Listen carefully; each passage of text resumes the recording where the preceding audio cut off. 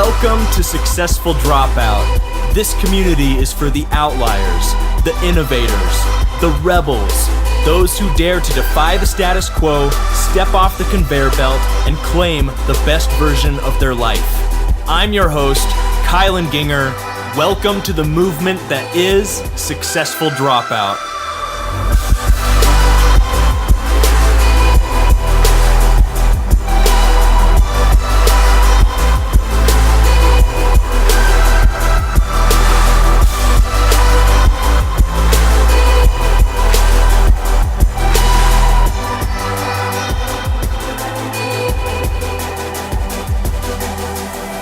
What is up, Successful Dropouts? I hope you're having a great week. I know I am. I'm super stoked to get into this week's interview. I had on the show Danielle Strachman, I hope I'm pronouncing her name right, and Michael Gibson. And together they run the 1517 Fund, which invests in companies led by young founders, and especially young founders who are working outside of tracked institutions. Who are defying the status quo, who are stepping off that conveyor belt and thinking differently. So they are our type of people. And we talk about a lot of stuff. It's really interesting. I think you'll really enjoy it. What's really interesting about these two is they were, especially I think more Michael, was a part of the founding team of the Thiel Fellowship.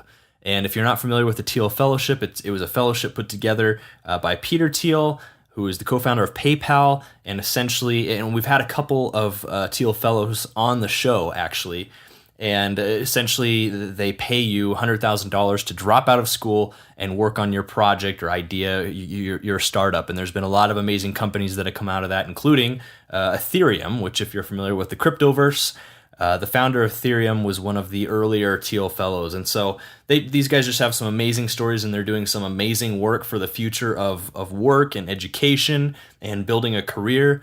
And so I really hope you guys enjoy it. I know I did. And with that, let's get to the show.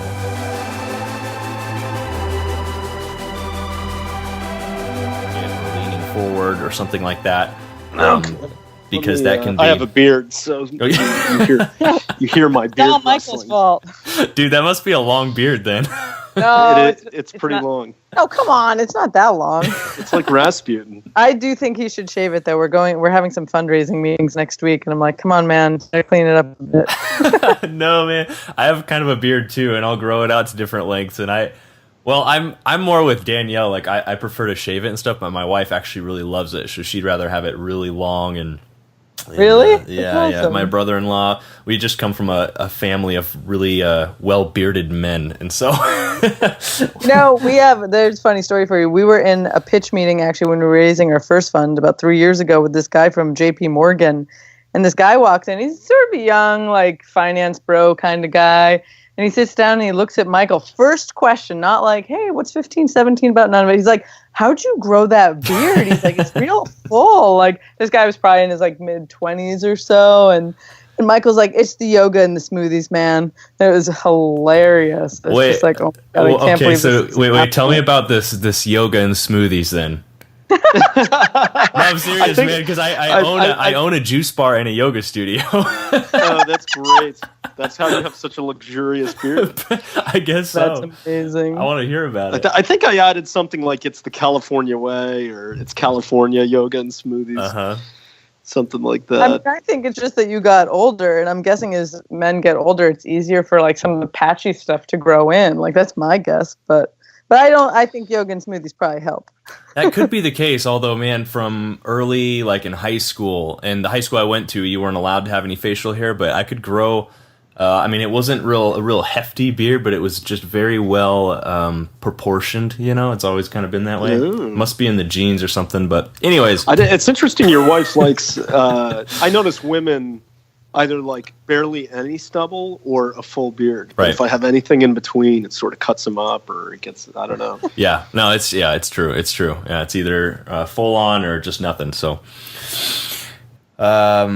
Yeah, so I would love to actually let's start with Danielle, and then let's move to Michael, and I'd love you guys to give a bit of a background on yourselves and what you did leading up to 517, maybe what you're doing in addition to 517, and then, or It's sorry, just for clarity, it's 15, 17. There you go. Yep. I just realized I was saying 517. 1517 fund. And then I do want to talk about the fund, and we'll sort of launch into that. So let's start with you, Okay. Danielle, and just sort of what's your background? Okay, great. All right, I'm going to try to encapsulate a long story in a shorter manner. But for me, I did go to college. I did get a degree. I was on my way to getting a graduate degree, actually, in neuropsychology when I kind of had this early 20s life crisis. And this was back in 2002, actually. And the idea of actually like not going to school was pretty unheard of. I even remember getting accepted to the school that I wanted to go to, and then saying to my mom, like, gosh, I'm not really sure if I want to go. And she kind of gave me that, like, well, over my dead body look, like I'm the, in my immediate family, I'm the first person to go out for a 4-year degree. And what my mom said to me was really interesting. She says, women really fought for the right to go to school, so you're going to school. Oh, interesting, yeah. Which I find really interesting because, like, the way that I reframe that now, being a little bit older and wiser, is that, yes, women fought for the right to be able to go and to make that choice, but that it's still a choice and should always be a choice. It shouldn't be binary. Like, just because someone fought for something doesn't mean that you necessarily have to participate. But anyways, I was headed to get a graduate degree when I had this early 20s life crisis where I realized the degree I was going for, which was a neuropsych degree, was not something I was really passionate about. It was something that gave me a lot of kudos. People were always interested in it. I had also been interested in maybe education, but whenever I had mentioned education, my peers and friend circle, they kind of thought it was a snooze fest. But when you say you're going into something related to neuro, people are like, oh, you must be so smart. That's so interesting, blah, blah, blah. But what I really realized was that I wasn't passionate about it. I wasn't like reading books on it in my spare time.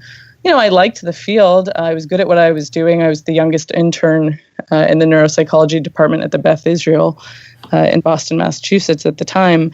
But it wasn't my calling. And so I sort of, a big chain of events led me to moving from Boston to San Diego, where I started a tutoring company. I used a lot of the learnings that I got from my neuropsych background to integrate sort of memory and learning capabilities into tutoring sessions and assessing students. And it was through tutoring, actually, that I ended up very randomly meeting homeschool groups. It was back in the day when Craigslist was not the sketchy place that it is now, and I was A/B testing ads and things like that. And I had a homeschool mom reach out to me. And I was like, homeschoolers, interesting. I wonder what these people are like. I'd never encountered them before. I always had sort of a thought that education could look different than it did. But I didn't know what that would look like. And when I started interacting with homeschoolers, like my whole world just changed. The parents were lifelong learners. The kids were excited when I would get to the house. Yeah, I can still remember tutoring sessions that were only supposed to be an hour would end up being 3 hours because they'd be like, can you stay longer? Can we do math and writing and history and this? And by the way, can we do the science experiment in the kitchen? And I was amazed because I worked with both public school kids and private school kids, and both of those two groups were really disenfranchised by the education system. Like, I was there to help to do homework and to get through stuff that people didn't want to do. Whereas when I went to homeschoolers' houses, the kids were exuberant and excited and wanted to learn, and I wanted to be there. It was a really wonderful thing. Yeah. And working with that group of students led me to starting a charter school in San Diego back in 2006 that opened in 2008 with 160 students and now has 400 students. Wow. I was a principal there for 2 years. Probably one of the youngest principals on record because you get to call yourself principal when you get to name your own job. I was like, okay, no education degree, but I get to be principal. Cool. And then, that has all kinds of stories related to it. It was one of the best things I've ever done, also the most stressful. But the school's still going to this day. Actually, we're celebrating 10 years in operation, which is quite a feat because most schools have a really hard time financially staying open. We hit all kinds of budget crises and unexpected snafus. I still remember, calling in on the Sunday night call to all the parents saying, hey, this week, please bring in toilet paper. Please bring in napkins. Like, we need these things because we can't afford them right now, which was both embarrassing, but also just needed. And And, and that's what you do when you start something, is you do everything that it takes. I was also janitor as well as school principal. So I played all the roles, and I'm not kidding. I've scrubbed many, many toilets. Oh, heck yeah. But yeah, I ended up moving then through another series of events. I ended up moving to San Francisco. I had no job. I was going to do a staycation. This was back in 2008, and I was like crying every day because I thought the rents were expensive then in San Francisco. It was $800 a month, which is like laughable now. Now people be like, "Wow, I'd kill to pay that." But I didn't know what I was going to do. I'm not a technical person, so I thought, who's going to value my skill set here? I was really concerned about it, but I had I knew a woman who worked at the Thiel Foundation, and she called me one day and said, the foundation has lost their minds. They're doing this crazy program called the Thiel Fellowship, and you've got to come check out what they're doing. And I'll actually pass this off to Michael right now, because he's got a great story all about the first day there, and I want him to obviously talk about his background too. Yeah, great. Yeah, Michael, let's go with you next. And I just want to say, homeschooling, awesome. I homeschooled for my entire life except for the last couple of years of high school. Awesome. And yeah, I would totally agree with you. It's just fantastic. And we've had a few Thiel fellows actually on the show too. Oh. I think Zach Latta was one. Oh, and I love stuff. Zach. Great. Yeah, and then a few others I'd have to go look back, so it's not coming to mind right now. But yeah, we definitely love those guys. But yeah, Michael, let's go to you, man, and pick up there, and then give us a little background on yourself. Yeah, well, that day, I can tell you the exact day because it was my first day at work. It was September 27th, 2010. Peter Thiel had I guess he was in New York and had flown back to San Francisco the night before with some people who worked for him. And, there were some ideas in the air going back a few years. I guess Peter had looked into starting a university and through that process had come to see a lot of the corruption and stagnation and just all really sorts quick, of problems. just maybe explain who Peter Thiel is for people listening who might not know. Yeah, sure. So Peter is the one of the co-founders of PayPal. That was everyone knows the company. It's very successful, but the team behind it turns out to be a very dynamic group of people. Mm-hmm. So Peter Thiel is one of the founders. It's a complicated story, but other co-founders of the company include Elon Musk, Max Levchin, Reid Hoffman was one of the early employees. He's the founder of LinkedIn. Steve Chen, founder of YouTube, and some other people. A lot of the great internet companies of the late 2000s were created by these alumni of PayPal. Yeah. And so Peter, for his part, he didn't start a rocket ship company like Elon.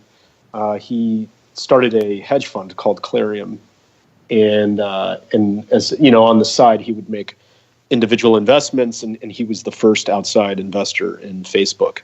That brought him much attention, especially in 2010 when The Social Network came out, and Aaron Sorkin portrayed Thiel as sort of this villainous mentor who funds Zuckerberg and works to elbow out Eduardo Saverin. But Peter, for his part, is mainly an investor and had been quite successful at it. In 2010, I think I reached out to work for him. So going back a little bit, and then I'll take you back to my first day of work. Sure. I dropped out of a PhD program in philosophy. I thought I'd be a professor, and I had been working on that for many years. I studied moral and political philosophy, ancient philosophy, and I never really wanted to be a teacher. That's the irony. Is I never got thrilled at the idea of running seminars or writing lectures and giving them.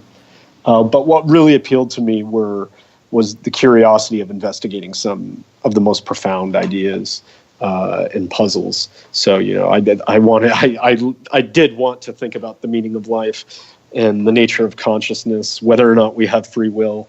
But it turns out trying to make an academic career out of that is an altogether different enterprise. Right.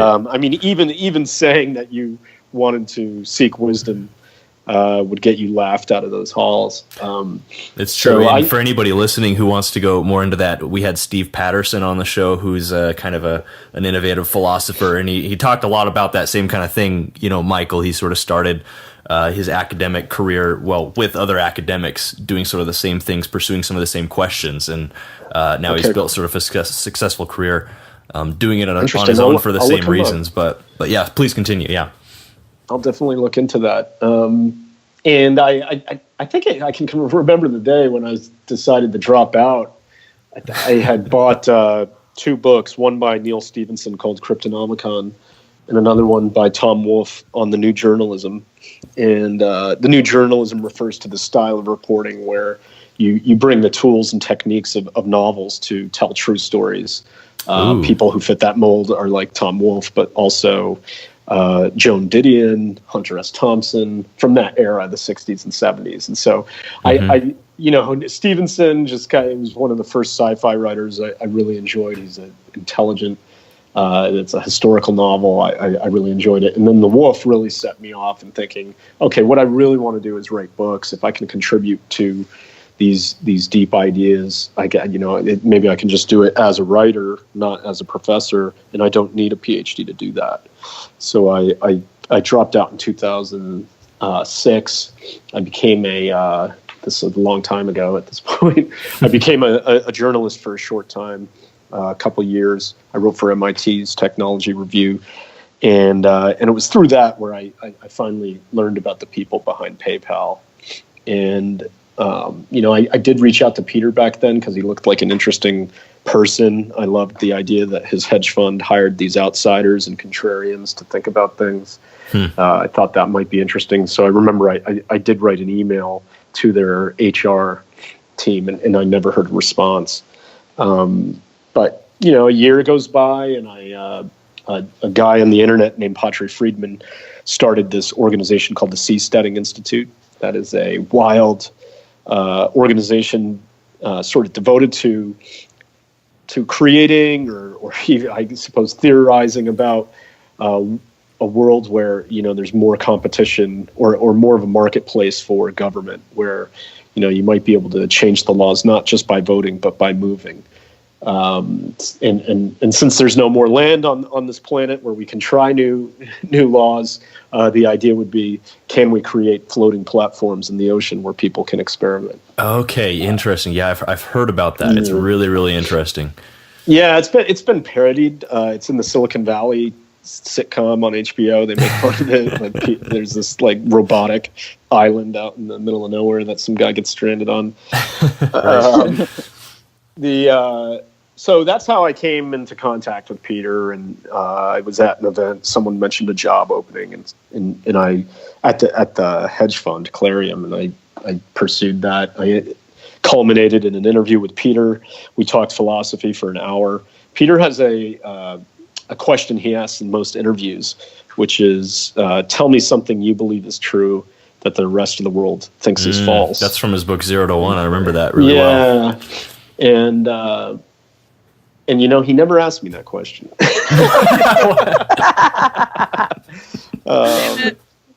We were all waiting for your you just impressed him too much right off the bat. No, I think mutually in an hour we had discussed probably 60 very contrarian thought crimes.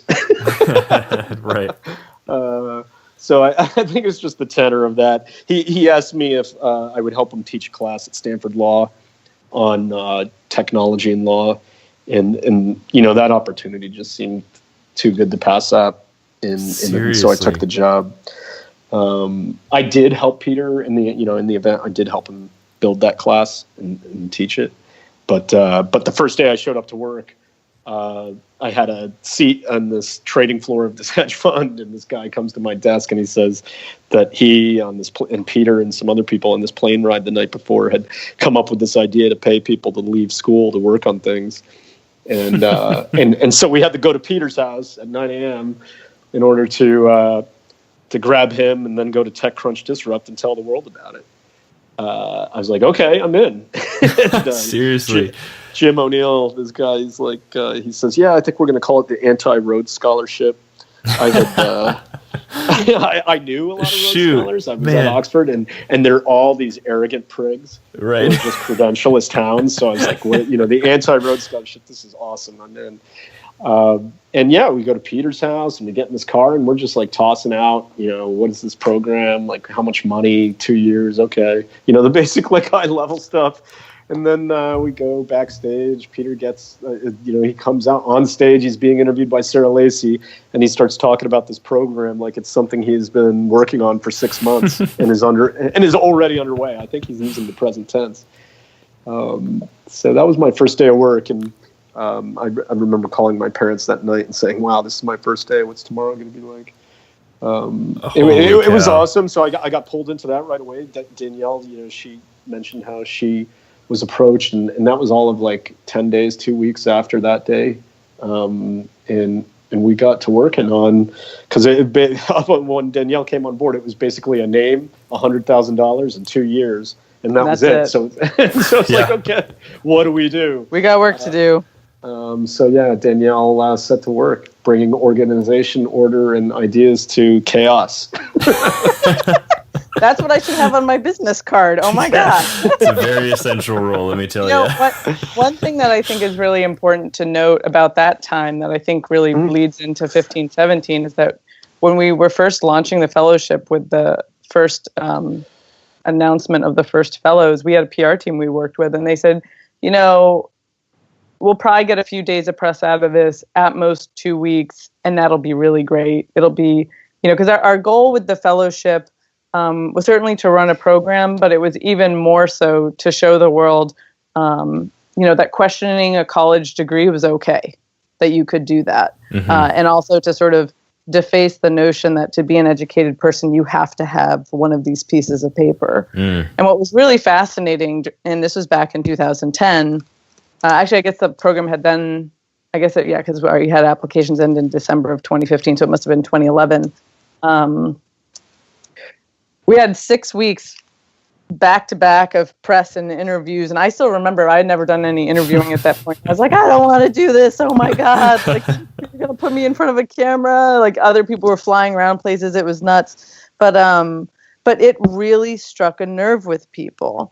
And they talked about it and talked about it and talked about it. And now with 1517, our venture capital firm that works with, very similar groups of people, younger founders who are in high school, college, and who are either taking a leave of absence or who have dropped out, that conversation about is college, the path, or are there other opportunities, is one that is so normal now. And I think we're just really proud that, that initial spark, that huge sort of, message to the masses of, hey, like, let's take a look at this education bubble and see what's really under the hood. Now people don't even mention the Thiel Fellowship anymore, or Peter, or anything about when talking about the cost of college. It's now just normal conversation. And that's what we really set out to do with that program, which also really enabled us to start 1517, because we saw young entrepreneurship as a growing trend over time and not something that was just a fad that was going to die out in a few years. So we went to Peter actually about 3 years ago, and we said, hey, we'd like to step away from our operational roles here, and we'd really like to go big or go home with this mission and start a venture capital fund that works primarily with these types of young people. Peter always likes a wild idea, so he was really excited about it. And so we stepped away from our operational roles. We fundraised $20 million, and to fast forward, we have 43 companies that we've invested in, and we're still proving out, for the world that, hey, you don't have to have a college degree to have a great career or a great future. Yeah, I think that's fantastic, guys, and yeah, I can certainly speak to just as a third party interacting with this sort of realm of the future of work and education and building a business and stuff. Man, when we started the podcast just beginning of 2016, it was a little bit lonely. And even still a little bit more controversial. And I remember, Googling some potential guests to have on the show, and we really started interviewing specifically entrepreneurs who had built successful businesses who were college dropouts. And and the Thiel Fellowship was something that consistently came up in all my searches and stuff to find people. They were among the first group of people that I reached out to, and so you guys really did a fantastic job, I think, of breaking the ice there. And of course now, just not even a couple years later, it's amazing how many other organizations and thought leaders and influencers have sort of come out of the woodwork to champion, this idea and continue to push the process along. Right. And then, it's amazing now the kind of communities that are being built, just even with successful dropout, of students that are interested in this, that are looking for another way. And I think it's becoming abundantly clear to most people that there is not a one size fits all model for the work, for building work and building your career. And to go back to people are looking for options, but no, go ahead, Michael. I was just going to say, to go back to that question, the Thiel interview question, what do you believe is true that the rest of the world thinks is false? One of the things that we kind of joke and tongue in cheek say is that we operate on the assumption that childhood labor is good. Yes. It's like that's so good. We're not saying we should go back to the Victorian era of coal-driven factories with, young people manipulating little pinheads. But what we do think is there's a lot to be gained from learning by doing. One of the problems with higher education is just that it's actually not teaching anyone anything. Right. It's actually just giving people an opportunity to show off, and while that may be a benefit to each individual person, sort of like in an arms race, as a society, we're all made worse off if everyone's just like wasting time and money in an effort to kind of make themselves look better in the labor market. So if we can provide some way for people to signal, so what is education providing? If it's not providing skills, how do you then explain why college graduates make more on average than high school or dropout or college dropouts? Well, the answer is not that college is giving people skills; it's that it's allowing them to signal things like diligence. How agreeable they are. Are they conformist? Do they follow orders over a long period of time? Do they show up on time? Do they and are they intelligent? Can they finish tests and write essays and so on? And so if we can find ways of letting people signal those things without having to pay $240,000 to do it, then I think our society will be much, much better off. Mm-hmm.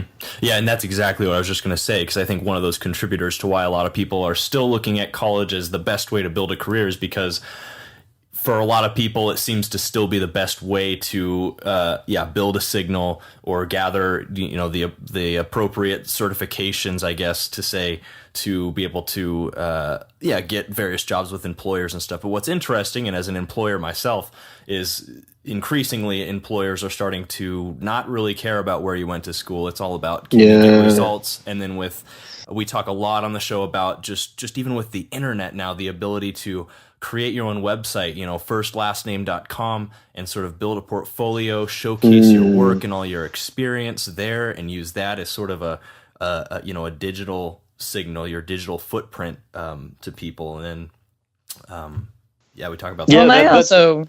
Yeah, go for it. I was just going to jump in that, I think, we're seeing some movement in terms of also, these large hiring institutions doing their own assessment models now, where that wasn't the case, a number of years ago.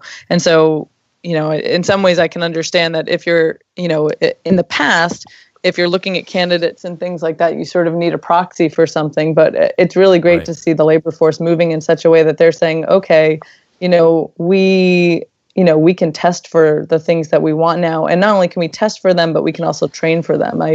One of the things that I've been thinking about a lot is that, culture fit at a company is really, really important. And if you have people who are really driven because they just love the mission of the work that you're doing, you're going to find those people who are going to be willing to learn the skills that are needed on the role.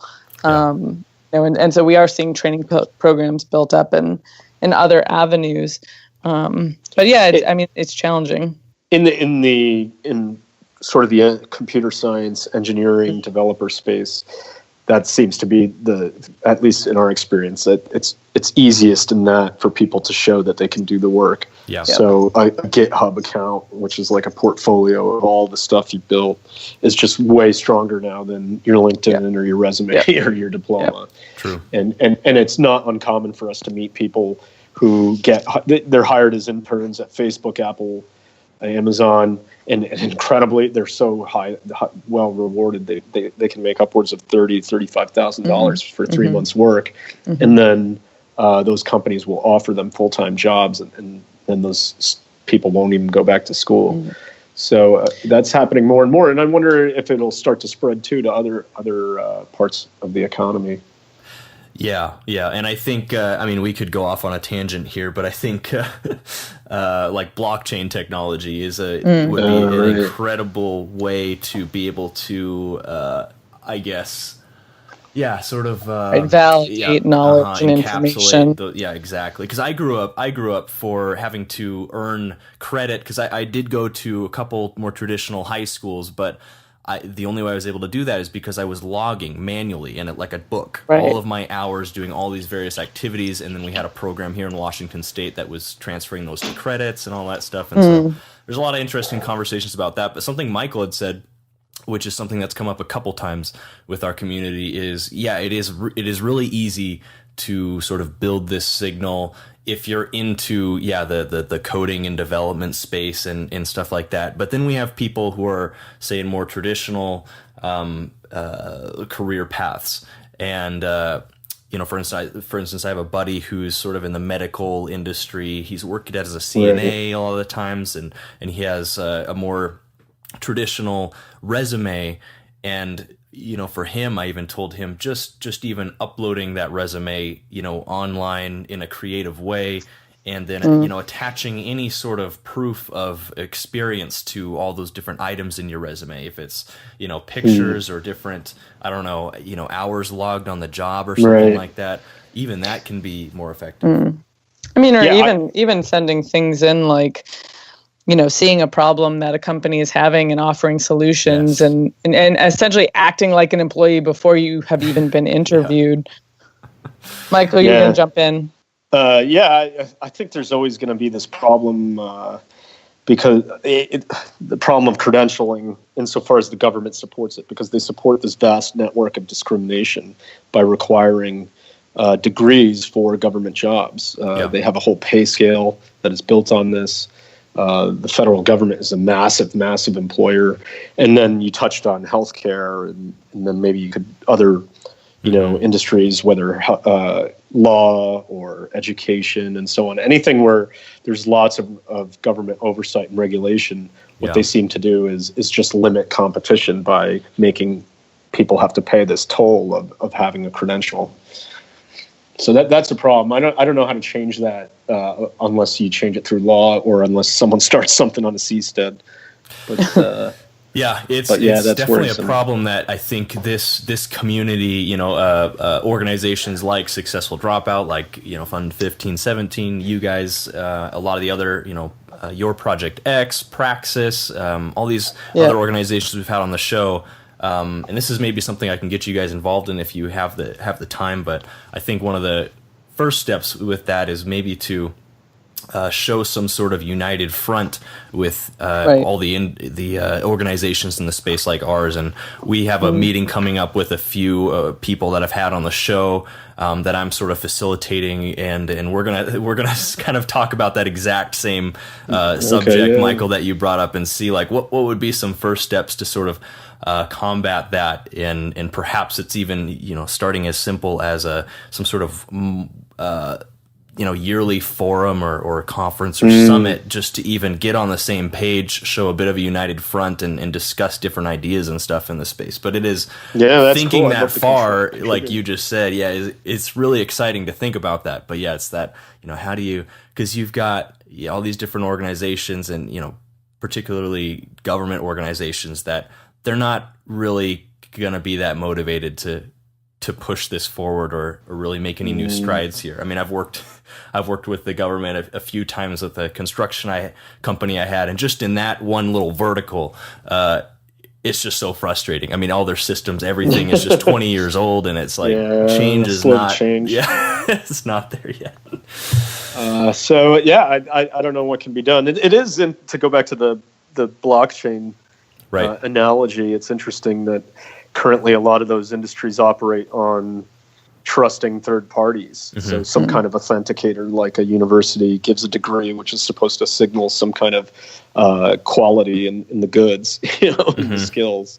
But these institutions aren't trustworthy. So it'd be great if there were some other decentralized way of generating, validating, a trustworthy system that could authenticate whether or not people had the skills they needed or exactly. Could offer them. Yeah, that's exactly it. We have two terms on the show that we've kind of coined, which is direct and indirect credentialing. And indirect credentialing is kind of exactly what you just described, with a third-party institution credentialing you, saying you're good to go do XYZ, versus direct credentialing, which is more your actual experiences, learning by doing.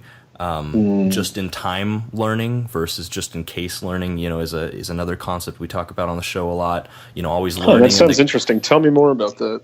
Yeah, it's just always learning in the context. We encourage our listeners, whenever they can, to always learn in the context of doing something, of pursuing a goal, some sort of pursuit. Or pursuing a curiosity, and learn in the context of that, and not to spend too much time learning things just in case you might need to know them, but to take the first step, take action, and learn in that context, because then you're getting sort of this immediate feedback with what you learn, applying it, you retain it better. I really like that a lot. I was in a debate about how important it is for people to learn foreign languages in school. Someone once brought up the example. They said something like, "Oh, I was in Paris and I was going to miss the train, but thank God I had taken 4 years of French in order to know which gate my train was at." Right. And it was like, I was thinking, wow, that is just a crazy trade-off. You spent 4 years just in case you might have been in that train station. That's good thinking. And see, that's the thing. They could have taken a good gym class and just learned to wave their arms frantically. Right. Just do some jumping, do 10 jumping jacks. Yeah. But that's the thing, though, is even just 5-10 years ago, it wasn't as easy to access that type of information immediately. But now, for instance, there's a lot of things I'm doing with some of our businesses. And I told you, we have a juice bar, yoga studio. We raised money to build those, and they're growing. We're looking for second locations now. When we started them 3 years back, we had never done that before. But it's so easy nowadays you encounter a problem, you can go to Google, you can go to YouTube, Udemy. I mean, there's all these different resources you can get the answer and learn how to do it almost immediately. And then you're applying it to a real situation, and you're just so much more efficient. And I think that's what I tell my audience really sets apart people that are, massively, successful, they're saving money, and they're really efficient at a younger age, versus people that are, not so much that way. Is one group is focused almost 100% on just-in-time learning, and one group is focused more on this just-in-case learning, which is what our formal schooling system is mostly based about, all around. That's really great. Conceptual. Yeah, I love that distinction. Yeah. Anyways, I want to hear a little bit more about Fund 1517. I want to hear you guys talk a little bit more about the genesis of it. Why 1517 is just a random number we picked out of a hat, and maybe some of the companies you guys have invested in and how people might be able to get involved. So yeah, I'll sort of kick that off a little bit. So yeah, we were at the Thiel Foundation 3 years ago, and actually we'd been kicking around this idea of starting a venture fund. Actually, by we I mean Michael, because during year 2 of the Thiel Fellowship, Michael turned to me. We shared an office, and he said, I think because we'd have fellows raising money, and we had a network of VCs and people we'd reach out to who we thought would be friendly to them, and it was a little bit like begging. It was like, hey, would you mind hearing their pitch? Would you mind looking at their materials? And people kind of treated it like a charity case a little bit. They're like, oh, I'm really busy. I can't really look at that right now. Yeah. And so when Michael brought up this idea back during year 2 of the fellowship of potentially starting some sort of investment arm or an angel group or something like that, I kind of like gave him side eye and was like, what are you talking about? Like, we've never made investments before. We have no idea if these would like do well. And yeah, like we just, to me, like I was like, we just don't have enough information yet. But Michael's intuition was a good one, because during year 5, when we looked at the track record of our companies, 36 of our fellows had raised money. And of those 36, about 7 of them were tracking really, really strongly towards Series A. And we thought, gosh, like this is really interesting. And not only that, it wasn't just about the Thiel Fellows. It was also about this younger entrepreneurial community that we had built up. We used to throw these large 400-person events at the Thiel Foundation. And we'd have young people come from all over the world for them. And so we were just seeing this huge growth and opportunity here. And we had the numbers at this point to back it up, to say, hey, like this, we think this makes sense. And so that was sort of the genesis of where we wanted to start. We also had a handful of companies that were raising at that time who we thought could be extremely successful. One of them is called Luminar Technologies. They are an autonomous driving company started by Austin Russell and his co-founding team. We met him when he was 17 years old. He's never gone to college at all, never stepped foot, didn't enroll. And he has a team of 300 people now who are working on LiDAR sensors in a public partnership with Toyota. But 3 years ago, They were 5 people in a little garage in Orange County who, when they weren't working on their LiDAR sensors, kind of like to screw around on these like electric surfboards they had made and all kinds of stuff. I remember being in that office, and Michael got on this like go-kart that they had created, and they're all spinning around on it, and I'm running around being like, put your helmets on, like we need these brains, like what are you doing? But it was 5 people, and they were just getting started, and it's been incredible to watch it grow. But stories like that made us say, like, we need to start this fund now, right? Because we're the only people out there who are taking young people so seriously, writing $250K checks into companies. And what we find really interesting about it is, I think, our narrative actually fits a lot. Like, we have no business, in a sense, we have no business being VCs. Like, I was a teacher, Michael, was a philosopher. And so we always joke like, oh yeah, a philosopher and teacher, are VCs. Like, that's just totally unheard of. So that's sort of how we got started. But speaking of the philosophy aspect, Michael's responsible for our namesake, so I'll let him jump in there. Yeah, do it.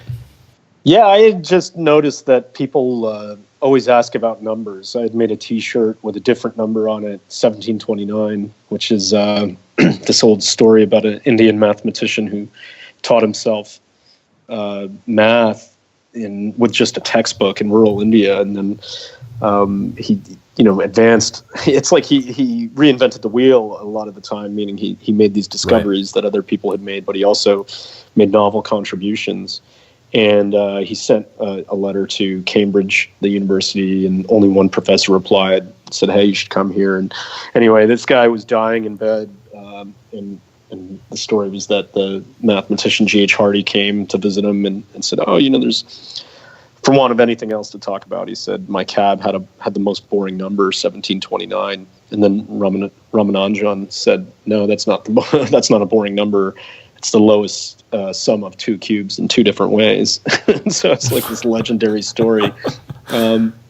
What I love about that is it's like, in a world of equal opportunity, it would be a world where, no matter where you came from, if you had the talent and you worked hard, you could make some amazing contributions to all sorts of endeavors. And so a buddy had, was playing with the ideas. What if we ever did something one day, what if we called this 1729? That never happened, but Danielle and I were kind of thinking about what to call this fund, and the number fit. So I was looking for ideas, and I was like, okay, what about a number? Since everyone's always asking me if I have a number on my chest, what it means.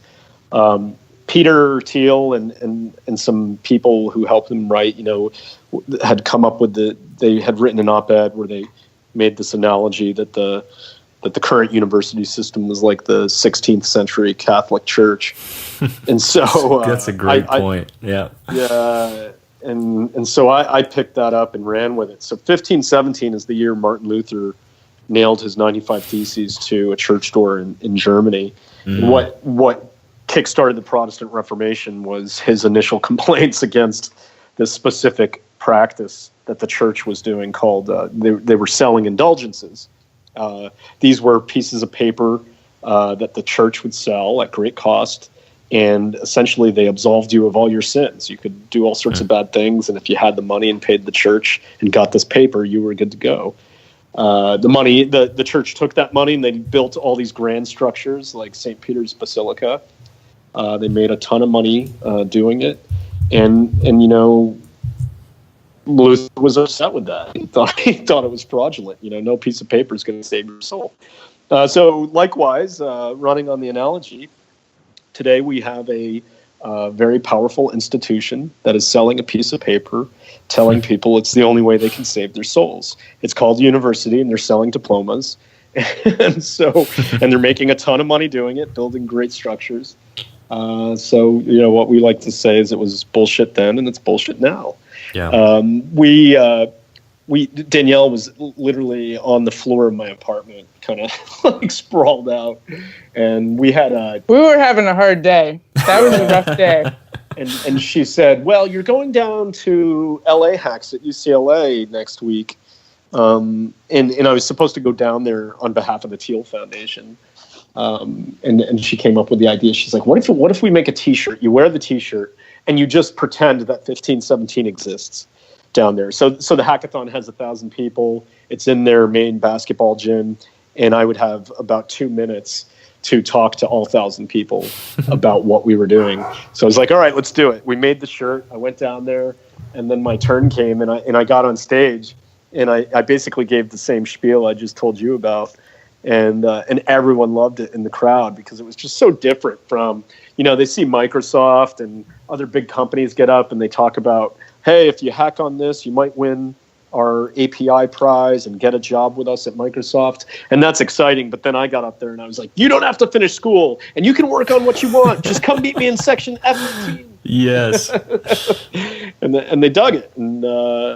And so we decided to go with the name after that, and we made the T-shirts. And sure enough, especially we have a classic T where it's just black with the numbers on it. And to this day, if you we're happy to send you one if you want one. Oh hell yeah, dude! Okay, cool. Yeah, if you wear it around, I guarantee people are going to ask you, hey, what does that mean? Oh, I will evangelize to no end. Trust me. Yeah, but the background of the fund too is just like Silicon Valley lore, in that Bill Gates. You look at the most valuable companies today: Facebook, Amazon, Apple, Microsoft, Google. Of those, 3 of them were started by people who dropped out of school, and they started the companies around the time they were 2021. Mm-hmm. The market cap of those 3 companies is $1.7 trillion. That is larger than the GDP of many, many nations. So with that in the background, there was always this, and then there are more recent historical examples like Mark Zuckerberg. In the last 15 years or so, the number of companies worth more than $1 billion started by people between the age of 18 and 23. And, by our count, it's something like 7 or 8. And that includes, some people have their degrees, but they started the company when they were 22. And so that includes companies like Dropbox, Box, Snapchat, Oculus, Stripe, and a couple others. WordPress is one too, I know. Okay, yeah. Yep. There you go. There's a ton of them. So with that in the background, there seems to be something about technology and younger people working on it where you can see some really explosive growth. And then in our experience with the fellowship, we had, as Danielle mentioned, some of the numbers over the years. It's something like 3 people now have, in the first 5 years of the fellowship, 3 fellows have created entities that are worth more than or worth about $1 billion. One of those is the founder of Ethereum, isn't it? Yeah, exactly. So Vitalik Buterin was someone we recruited into the program. We gave him $100,000.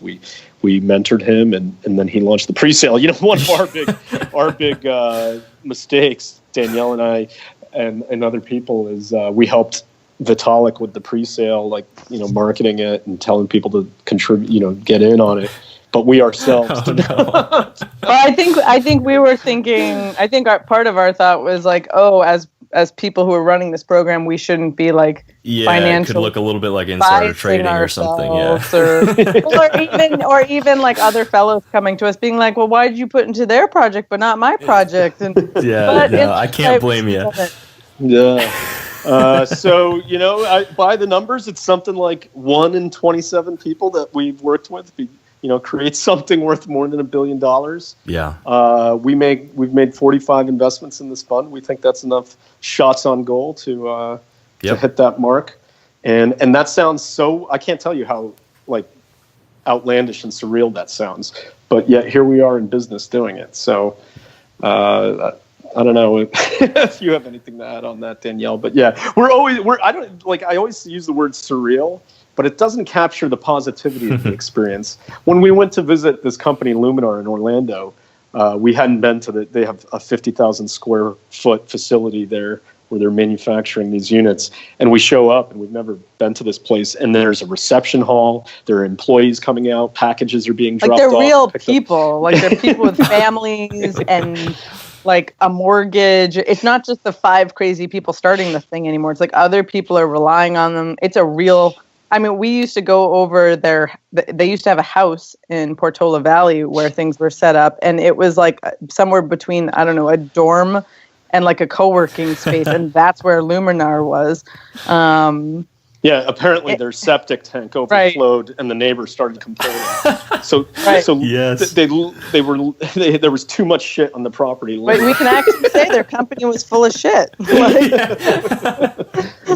But now they're this massive company that has grown, and to us it's just surreal. I remember this is just a couple of weeks ago, walking around the building, just kind of dumbstruck. And we have a handful of companies now. We have 6 companies that have raised a Series A round. So they've gone from being generally about 2 people in, I would describe a closet, no windows, just working their butts off, to about 20 or 25 people with a product that has product market fit. And now they're trying to, hit growth on it. And we've just seen people through all kinds of ups and downs. We always talk to people about how we're really there for everything. We go to hackathons a lot, and I've been telling people lately that we do advanced bad guidance counseling. But I think we're actually pretty good at it. We've talked to so many young people at this point that I think certain patterns start to emerge. Right. It's funny. People will just be sitting down with us. It's funny. I was just at a hackathon in Toronto, and this young man sits down. He was an organizer for the hackathon. I don't think he had intended to really do an office hour with me, but he's like, "Can I sit down?" I'm like, "Sure." And then people just start spilling their guts. It's the most funny thing. And this young man said, he's like, "I don't even know why I'm about to tell you what I'm going to tell you." I'm like, "Okay, what are you going to tell me?" He says, "We have this co-op program here at Waterloo where every 4 to 6 months you're either in school or you're interning for someone." He says, "But it makes dating really hard." He's like, "You meet someone nice and then you have to go away." And I was like, "Yeah, I hear you on that. I've done the long distance thing." So then we talked about long distance relationships for a bit, and then we talked about starting companies, and we're just here for all of that with people. I think people often are just really surprised. They'll come into our office, and the adjective we get for our office often is homey. We were getting that description a lot after a conference we had, when we had something like 8 boxes of potato chips sitting around the office after this conference we threw. But people know that we're approachable and thoughtful, and we're on their team. It's not we're across the table from you, we're the investors. We always like to say, we're in the passenger seat of your ride. That. Yeah. It's just astounding to see something go from an idea to a fully fledged company creating value. Go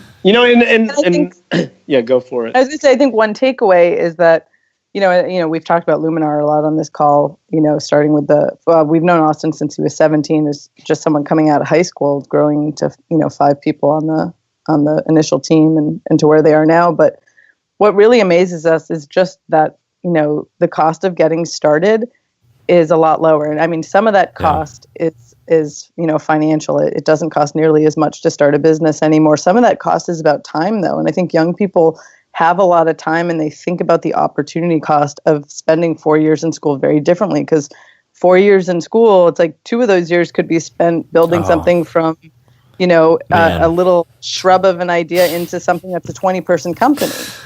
This is what we're seeing, and I think get that. And I just want to reiterate, especially for those who are listening, is that, if you have something that you're just dying to start working on, there's really no reason to just start trying.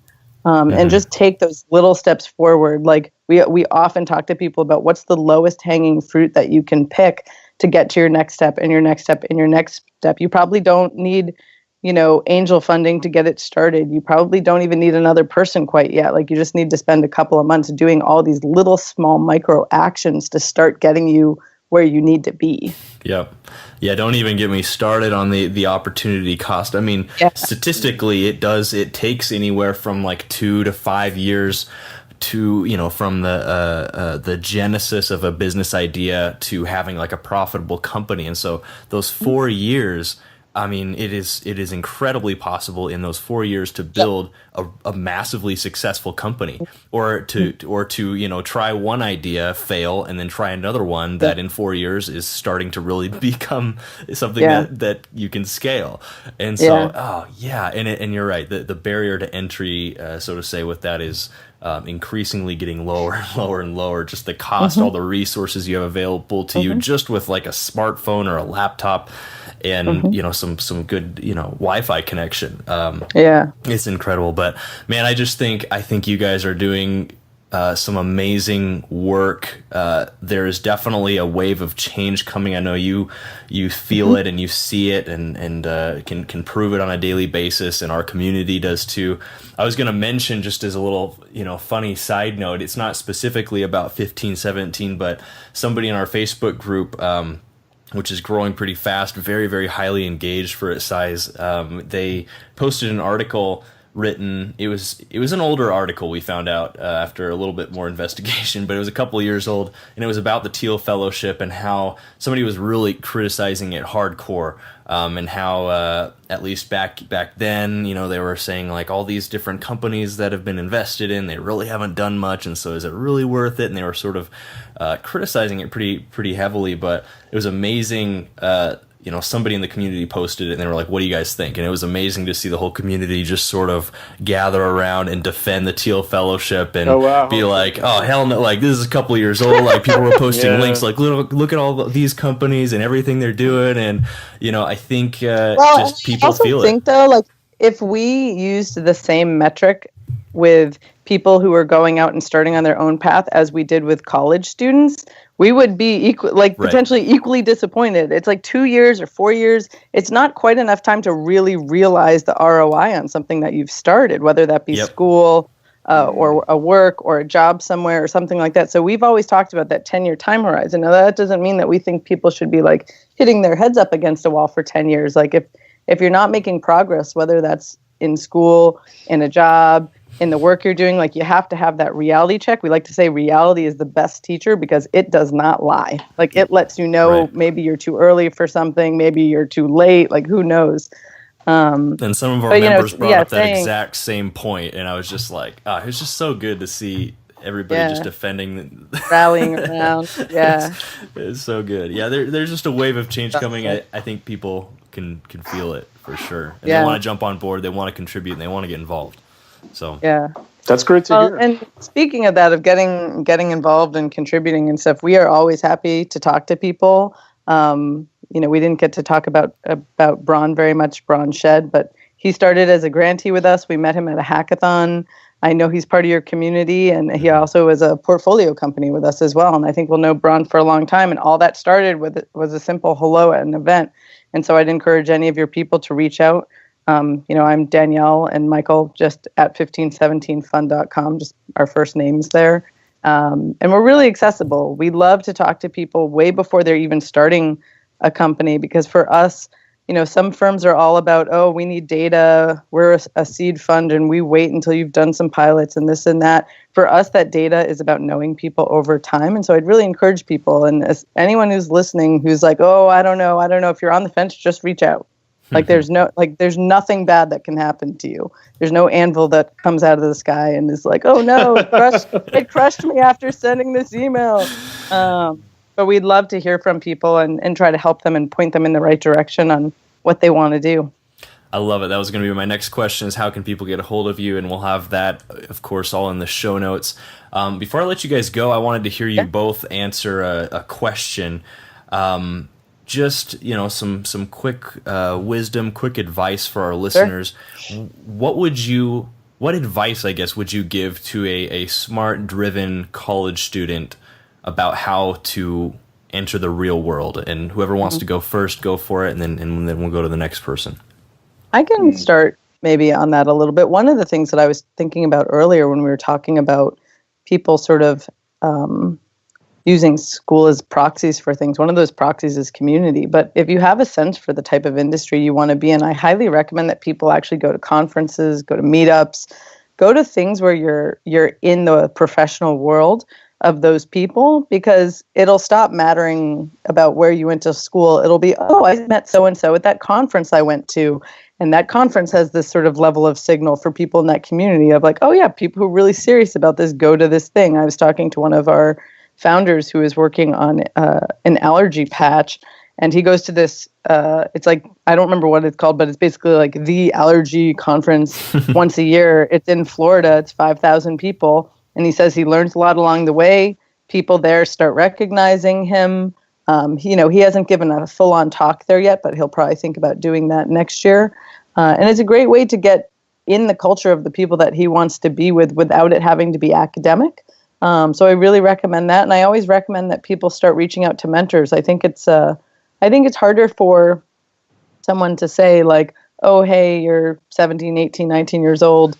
No, I don't have time with you to talk about, this industry or give you some pointers or things like that. So, use your youth to your advantage, because it really is one right now. Love it. And how about you, Michael? What advice would you give to a smart, driven college student on how to enter the real world? I guess I'll riff on some of the Thiel stuff, which is don't compete with people. Like a lot of college is about entering into these races where you have to show that you're better than someone else along a single, very narrow dimension. Yeah. And one thing we love to see is when people just follow their natural curiosity wherever it takes them. Yep. And so much of our youth is spent nowadays, lining up activities and courses of study that will one day impress some committee. And so to the extent that people have it within them to think about things that they truly want to do, but they feel like, maybe it's not going to impress a school board or admissions committee, I would say follow that inclination, follow that intuition, because you'll be surprised where it will lead you. They're like, and that ties into what Danielle's saying is if I hadn't been interested in this really niche area of political philosophy that believed that, government was like any other industry where you needed some competition to bring some innovation to it, really niche stuff. Yeah. I wouldn't have entered this world with all sorts of fascinating characters. And I think if people, follow their curiosity that way, they will encounter professional opportunities that they otherwise wouldn't. Whereas if you try to compete with everyone else to get all the standard jobs at the job fair, or get in, go through the course program that ensures you get into the X, Y, or Z, it's just so hard and grueling, and it can really chew you up. Yeah, that's awesome, guys. Well, successful dropouts, you are the average of the 5 people you hang around the most, and you've been hanging out with Danielle, Michael, and Kylan, learning what it takes to drop out, grind, and succeed. For everything we talked about today, head over to successfuldropout.com and type Danielle or Michael into the search bar, and the show notes will pop right up. And as always, stay hungry, stay foolish.